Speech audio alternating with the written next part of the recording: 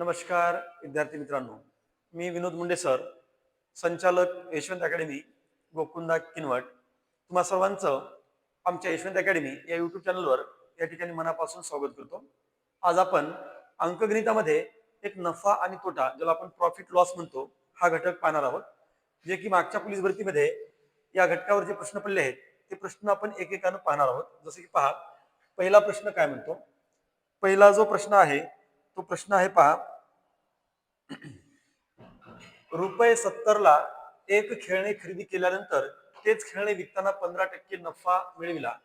नफा मिळवला तर त्या खेळण्याची विक्री किंमत किती? पहा, एक 70 रुपयाचं खेळणं आहे ज्याची मूळ किंमत आहे 70, आणि हे 70 रुपयाचं जे खेळणं आहे ते विकताना 15% नफा मिळून विकलं तर त्याची विक्री किंमत विचारलं. मग काय करा, ते खेळण्याची मूळ किंमत किती बेटा? 70, आणि ते 15% नफ्यानं विकलं म्हणजे मूळ किंमत 100% आणि मिळवलेला नफा 15%. म्हणजे सरळ सरळ या 70चे किती काढा? 115% काढा. 70 गुणिले 115 भागिले किती करा? 100. हा शून्य कॅन्सल, हा शून्य कॅन्सल. त्यानंतर वरचा गुणाकार वर करा. बघा काय येईल? 7 5 35 ला 5, हातचे 3, 7 1 7, 7 3 10 ला 0, हातचे 1, 7 1 7 आणि 1 8, म्हणजे किती येणार? 805. आणि छेदामध्ये बेटा आणखी 10 आहे. आता जर 805 ला 10 न भागलं तर दशांश स्थळ उजवीकडून डावीकडे एक घर सरकणार. म्हणजे याचा अर्थ त्या खेळण्याची विक्री किंमत किती असायला पाहिजे? 80.5, म्हणजेच पर्याय क्रमांक 3 80.50 पण त्याला आपण म्हणू शकतो. 80.50. ठीक आहे, चला. त्यानंतर प्रश्न क्रमांक दुसरा. प्रश्न दुसरा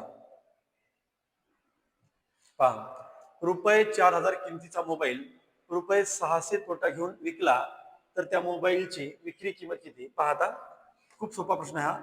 विक्री किंमत किती? काय सांगितलं बघा, 4000 किमतीचा मोबाईल 600 रुपये तोटा घेऊन विकला. मग बघा त्याची किंमत किती आहे बेटा? 4000. आणि हा 4000चा जर मोबाईल 600 रुपये तोट्याने विकला तर तो किती रुपयाला विकला जाईल?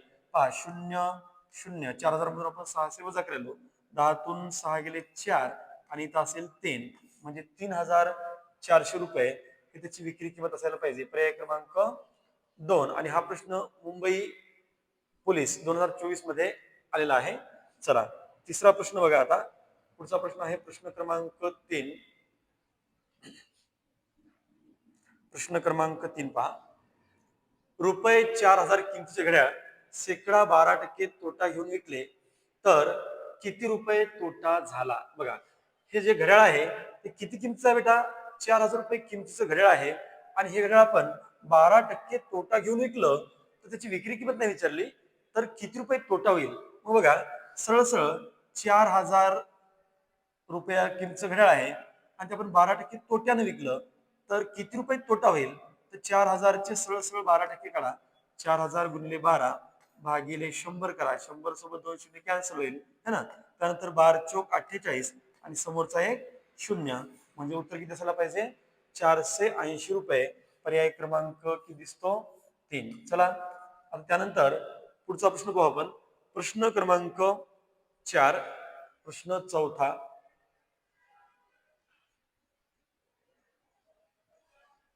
अमोलने एक मोबाईल 12,280 रुपयाला खरेदी केला व 14,440 रुपयाला विकला. त्याला किती रुपये नफा झाला?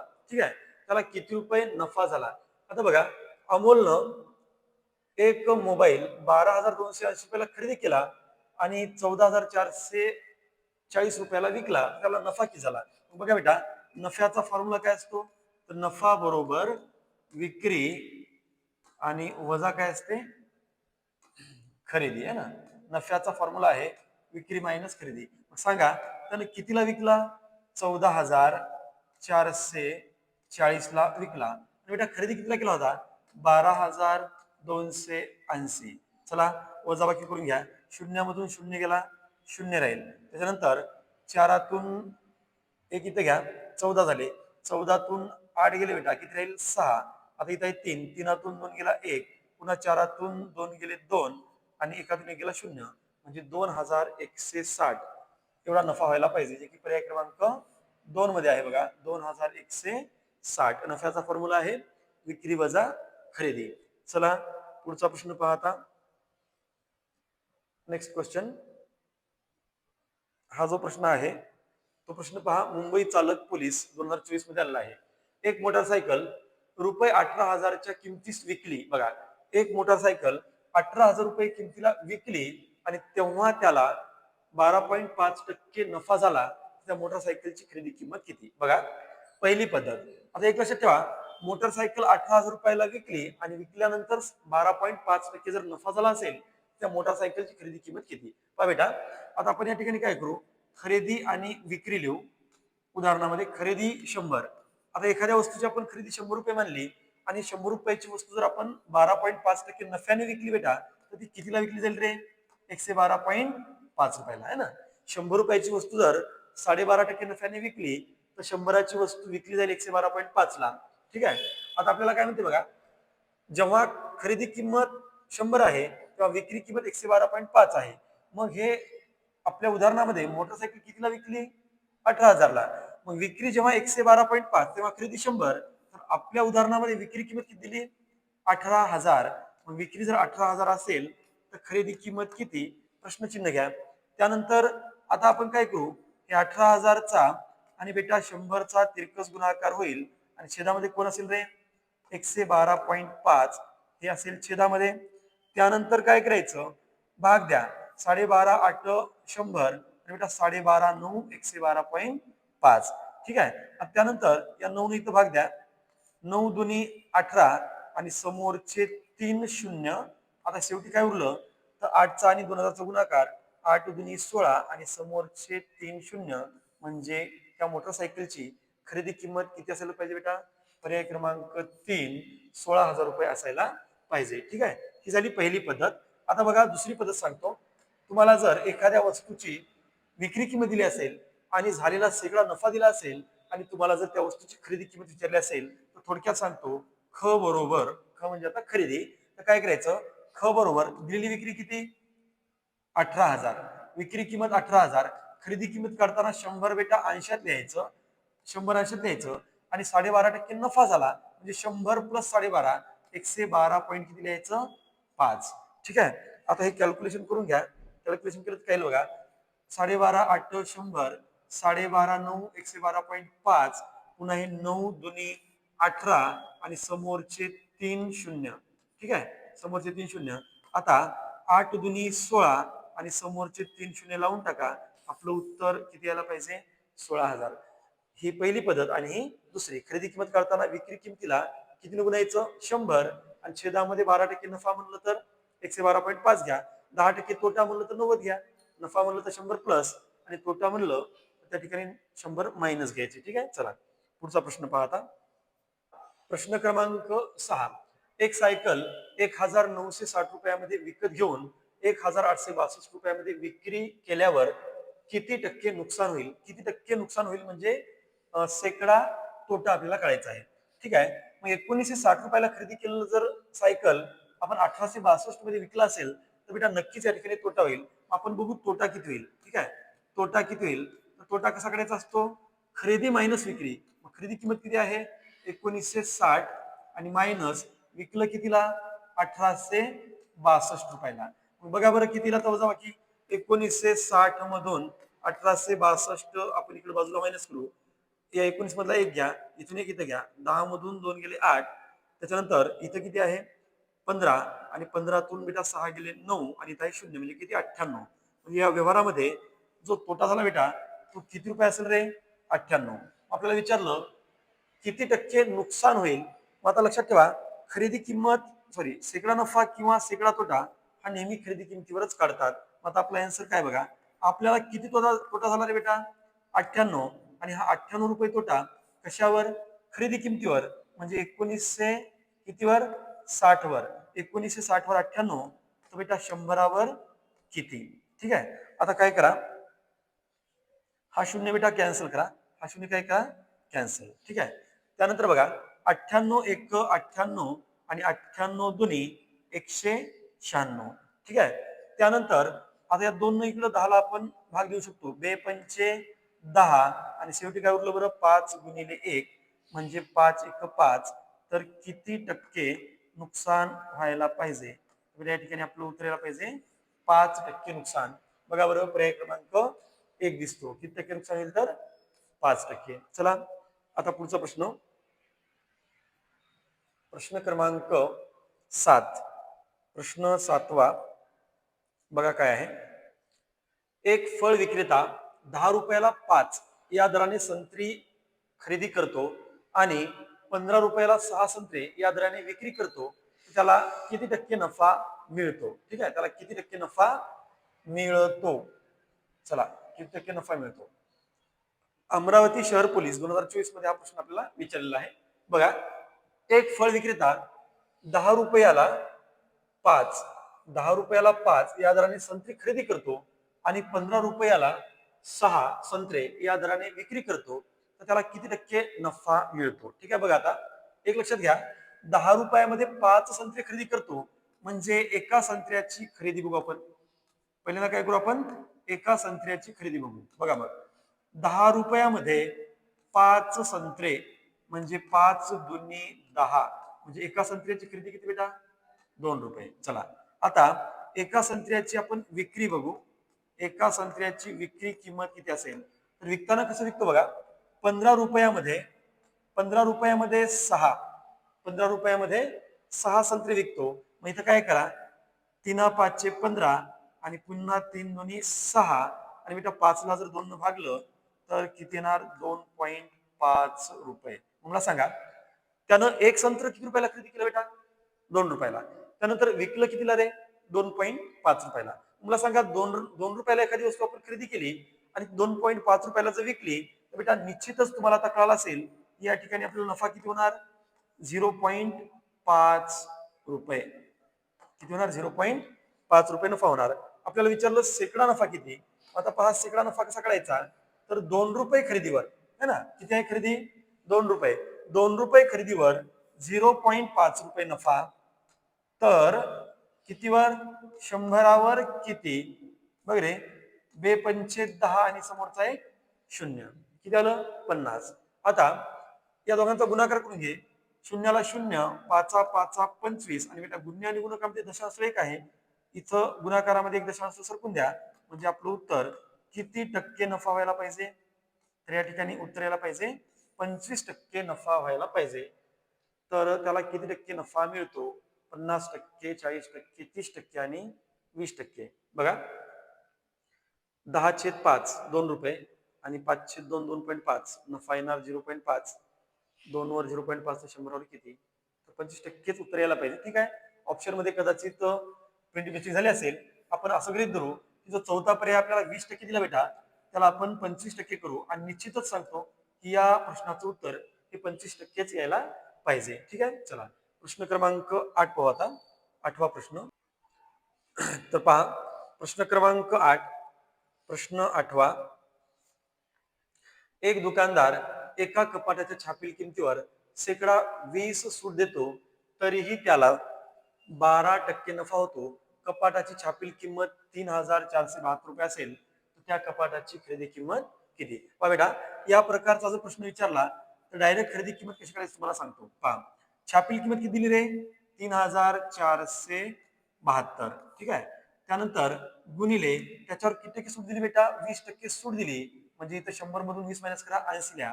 तरीही किती टक्के नफा होतो? 12% नफा होतो. इथे लिहायचं 112. ठीक आहे, आता काय करा, या ठिकाणी भाग देऊ आपण. 8 न तोडा, 8 1 8 आणि समोरचा एक 0. ठीक आहे, इथे येईल 10. त्यानंतर इथं 8 1 8 3 उरले है ना, 8 1 8 3 उरले, 8 चौक 32. त्यानंतर आता इथं आपण भाग देऊ 14. बघा, 14 न भाग द्या, 14 दोन्ही 28 किंवा 7 न भाग द्या, 7 चौक 28. किती उरले? 6. 7 9 63. पुन्हा किती उरले? 7 9 63. 63 म्हणजे 4 उरले आणि 7 सकम 42 आणि या ठिकाणी आहे 7 दोन्ही 14. ठीक आहे, त्यानंतर या 2 न आपण भाग देऊ इथं, 2 पंचे 10. 2 पंचे 10. आता बघा उत्तर काय येईल? 5 6 30 ला 0, हातचे 3, 5 9 45 आणि 3, 48 ला 8, हातचे 4, 25 20 आणि 4 24, म्हणजे त्या कपाटाची खरेदी किंमत किती? तर 2480 पर्याय क्रमांक 1 आहे. ठीक आहे, चला नेक्स्ट घ्या पुढचा प्रश्न.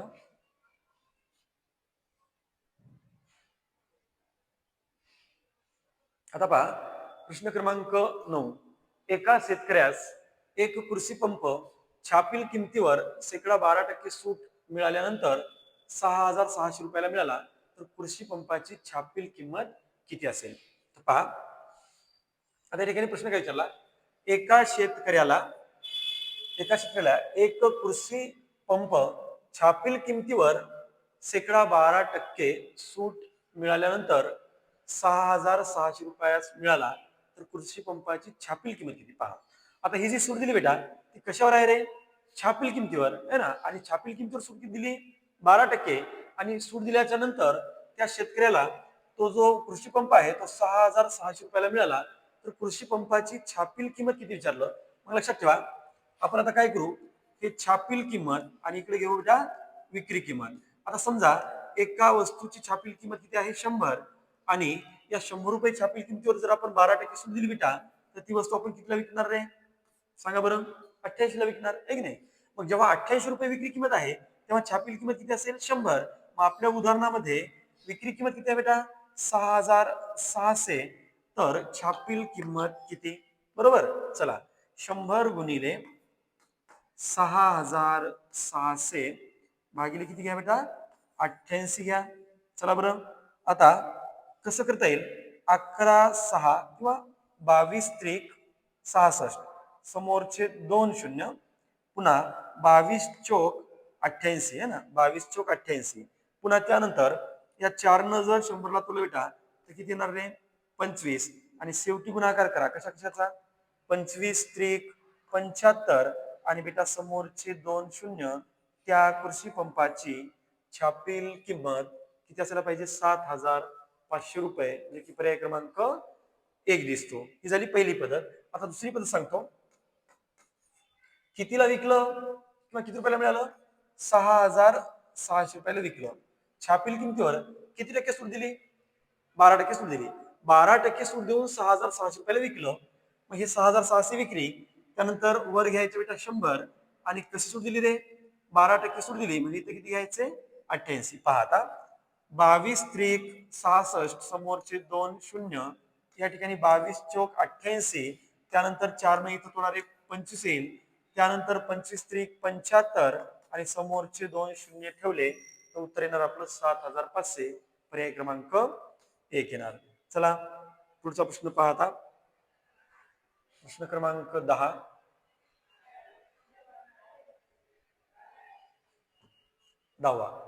एक फळ विक्रेत्याने 48 रुपये डझन या दराने 48 डझन केळी विकत घेतली. ठीक आहे, केळी विकत घेतली. केळी. एक फळ विक्रेत्याने 48 रुपये डझन या दराने 48 डझन केळी विकत घेतली.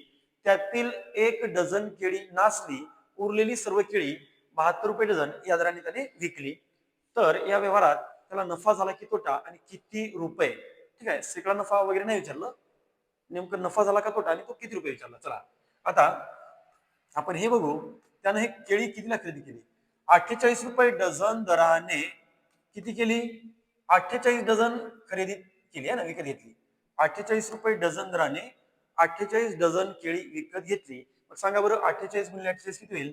तर 48 चा वर्ग 4 चौक 16 88 64 त्यानंतर 8 चौक 32 आणि 32 दोन्ही 64 हे 4 10 ला 0 हातचे 1 13 ला 3 हातचे 1 2 म्हणजे 48 गुणिले 48 2304. या ठिकाणी मी 48 चा वर्ग केला. ठीक आहे, म्हणजे याचा अर्थ त्या केळ्यांची खरेदी किंमत किती झाली रे? 2304. आता विकताना बघा काय झालं, त्याच्यातली 1 डझन केळी नासली. किती होती बरं? 48 डझन. त्याच्यातली 1 डझन नासली म्हणजे आता केळी किती राहिली बेटा? 47 डझन. आणि ती 47 डझन केळी कशी विकली रे? 72 रुपयाने विकली है ना. 72 रुपयाने विकली. मग आता काय करा, 47 चा आणि 72 चा आपल्या गरीबाच्या पद्धतीनं आपण गुणाकार करू. 2 14 ला 4 हातचे 1 बेचोक 8 आणि 1 बेटा 9 त्यानंतर 7 7 49 ला 9 हातचे 4 7 चौक 28 4 32 म्हणजे हे 4 18 ला 8 हातचे 1 हे 3 आणि हे 3 किती असेल गुणाकार? 3,384 ही झाली त्याची काय विक्री किंमत. ठीक आहे, चला विक्री किंमत झाली. आता आपल्याला विचारलं काय तर नफा झाला की तोटा आणि किती रुपये. मग सांगा बरं या ठिकाणी विक्री किंमत जास्त आहे का खरेदी बेटा विक्री किंमत. आणि जेव्हा व्यवहारामध्ये विक्रीची किंमत जास्त असते बेटा तेव्हा त्या व्यवहारामध्ये नफाच होत असतो. आणि नफ्याचं सूत्र काय आहे तर विक्री मायनस खरेदी. मग विक्री किती आहे 3384 ही विक्री आहे मायनस खरेदी आहे 2304. चला तर मग आता वजाबाकी करा. हा 0 हा 8 आणि 3 गेला बेटा 0 आणि 3 गेला बेटा 1 म्हणजे उत्तर काय आलं पाहिजे आपलं 1080. बघा बरं पर्याय पर्याय जर पाहिलं तर पर्याय क्रमांक 2 दिसतो. 1080 रुपये नफा झाला असेल. चला नेक्स्ट पहा आता पुढचा प्रश्न क्रमांक 11 पाहू आता. प्रश्न क्रमांक 11 कडे जाऊ आपण. पहा दीपकरावांनी दलालामार्फत एक बैलजोडी विकली. बघा दीपकरावांनी आपली बैलजोडी विकली कुणामार्फत दलालामार्फत विकली. बैलजोडीची किंमत 80,000 रुपये ठरली. त्यांना 5% दलाली द्यावी लागली तर बैलजोडी विकून दीपकरावांना किती रुपये मिळाले. ठीक आहे, आता बघा ही बैलजोडी विकली कितीला बेटा 80,000ला. पण दीपकरावांच्या हातामध्ये 80,000 पडणार नाहीत का तर दलालामार्फत विकलं ना. मग दलालामार्फत विकलं म्हणजे त्याची दलाली त्याला द्यावं लागेल. किती आहे 5%. आता आपण काय करू दीपकरावांच्या हातामध्ये किती रक्कम पडणार तर बेटा दीपकरावांच्या हातामध्ये रक्कम पडणार त्यांची जी विक्री किंमत आहे 80,000 आणि त्या 80,000मधून काय मायनस होईल रे 80,000चे किती टक्के 5% मायनस करावं लागतील नाही. 80,000चे 5% मायनस करा. 80,000 गुणिले 5/100 या 100 सोबत बेटा हे 200 काय होणार कॅन्सल. हे 80,000 मायनस 8×45 बेटा आणि समोरचे 2 शून्य म्हणजे किती हजार जातील रे है ना. जोडी विकून किती आले 80,000 पण 80,000मधले दलाला किती द्यावे लागले 4,000 म्हणजे याचा अर्थ जोडी विकून त्या दीपकरावांना किती हजार मिळाले असतील बेटा 76,000च मिळाले असतील जे की पर्याय क्रमांक 2 दिसतो. किती 76,000 रुपये. ठीक आहे, चलो नेक्स्ट क्वेश्चन पहा आता. प्रश्न क्रमांक 12. प्रश्न 12वा. एका दुकानदाराने 18 पेन जेवढ्या रुपयाला खरेदी केले तेवढ्याच रुपयात 15 पेन विकले तर या व्यवहारामध्ये त्याला होणारा नफा किती. बघा आता एका दुकानदाराने 18 पेन जेवढ्या रुपयाला खरेदी केले तेवढ्याच रुपयाला 15 पेन विकले म्हणजे 18 पेनची खरेदी किंमत आणि 15 पेनची विक्री किंमत कशी असेल बेटा सारखीच असेल.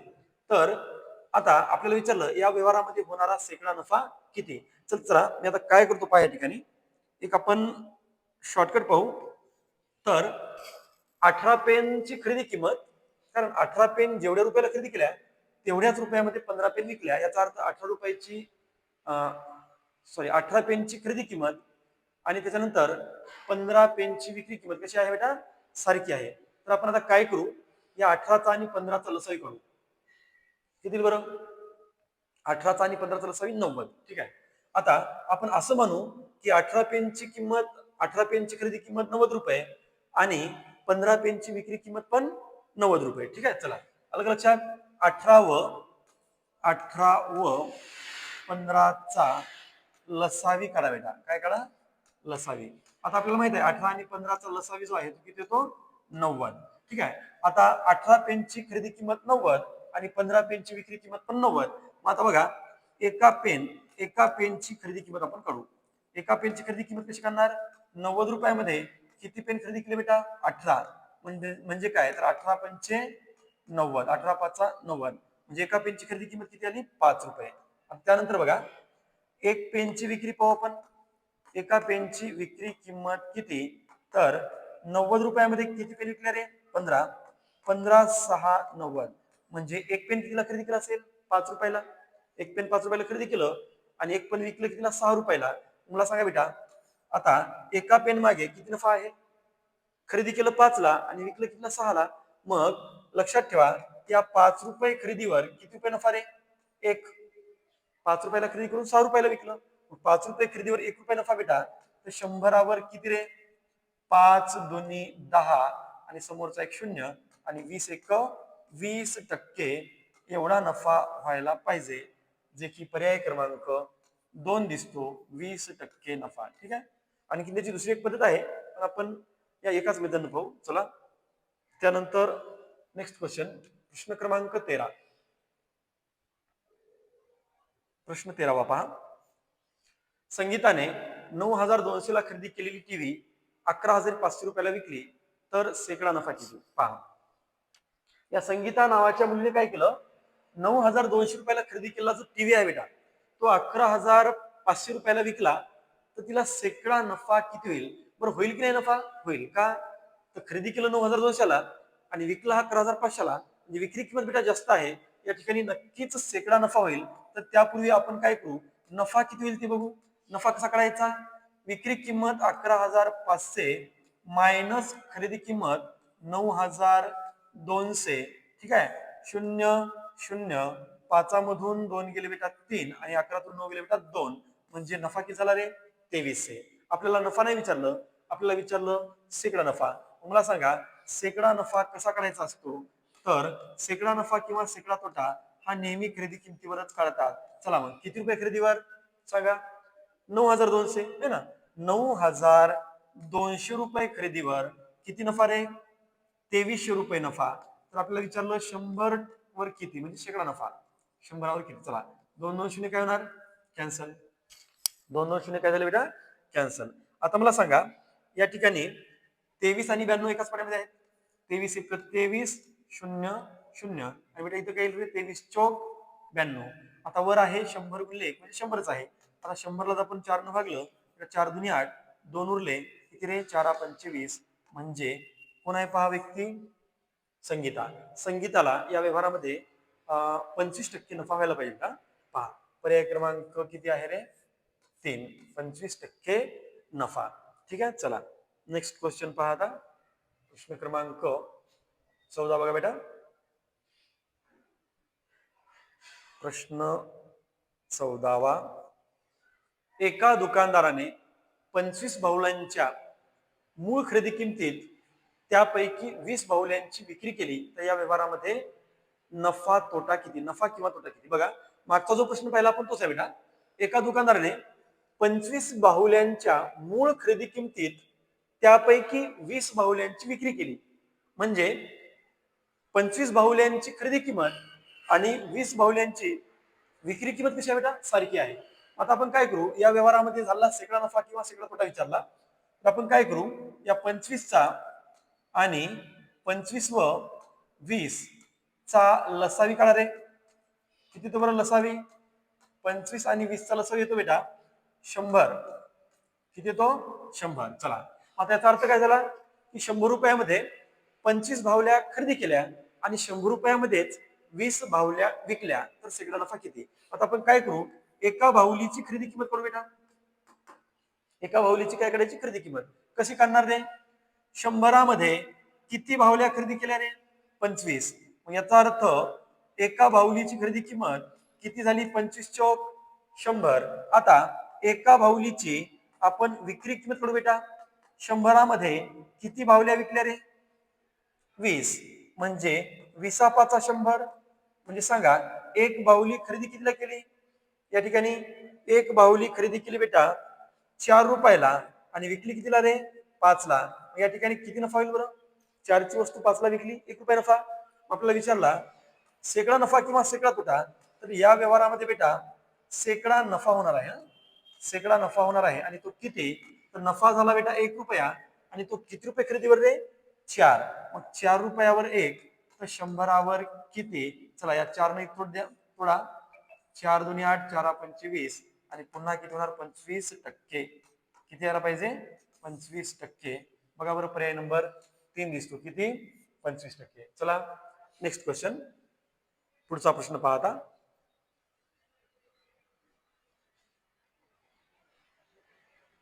चला एक सायकल 2,850 रुपयाला विकल्यावर एका दुकानदाराला 14% नफा होतो. एक सायकल कितीला विकली? 2,850 ला विकली. चला बघा शॉर्टकट सांगतो. एक सायकल 2,850 रुपयाला विकल्यास एका दुकानदाराला 14% नफा होतो. ठीक आहे. दुकानदाराने सायकल किती रुपयाला विकावी म्हणजे त्याला 8% नफा होईल. बघा आता काय सांगितलं, जेव्हा 28 ते 50 ला विकतो तेव्हा 14% नफा, म्हणजेच 14% नफा तेव्हा त्यानं विकलं कितीला, 28-50 ला. तर किती रुपयाला विकावी म्हणजे 8% नफा होईल. ठीक आहे, चला मग आता काय करायचं पहा.